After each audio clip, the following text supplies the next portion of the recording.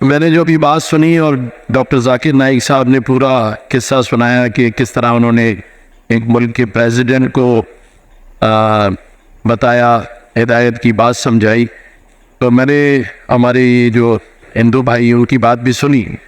تو میں ڈاکٹر صاحب کل صبح پہلا کام یہ کروں گا کہ میں اپنے ملک کے جو وزیر اعظم پاکستان ہے ان کو میں خط لکھوں گا کہ کم از کم میرے صوبے میں یا آئین میں قرآن اور سنت کے مطابق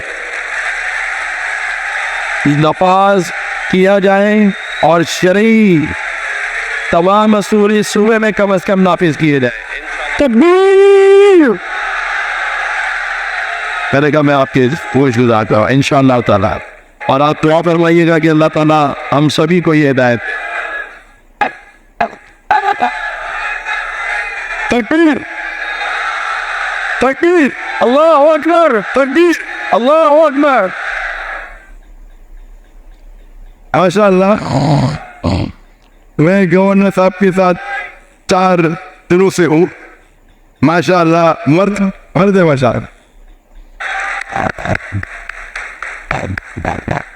اور اتنا سمجھیے تو گورنر صاحب نے پبلک کے سامنے کہا انشاءاللہ خط میں لکھیں گے، اس کا رزلٹ کیا ہے وہ اللہ پہ چھوڑو، ان کو ثواب تو مل گیا، ان کو ثواب تو انشاءاللہ ملے گا.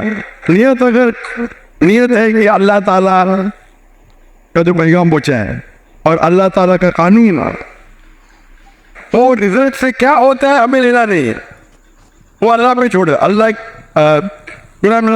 فرماتے فذکر انما انت مذکر، آپ ذکر کرو، دعوت دو، دل کو بدلنا اللہ کیا ہے، ہمارا کام ہے دعوت دینا. تو جو گورنر صاحب نے ابھی کہا تو اس سے کافی بہت خوش ہوں. انشاءاللہ میں بھی لوگ سے ملتا ہوں، وہ دعوت تو دیتے رہتا ہوں. انشاءاللہ اگر یہ خط لکھیں گے تو ہو سکتا ہے کہ اس کا رزلٹ ہے فوراً ملے یا لیٹ ملے، لیکن ثواب تو ان کو ضرور ملے گا انشاءاللہ.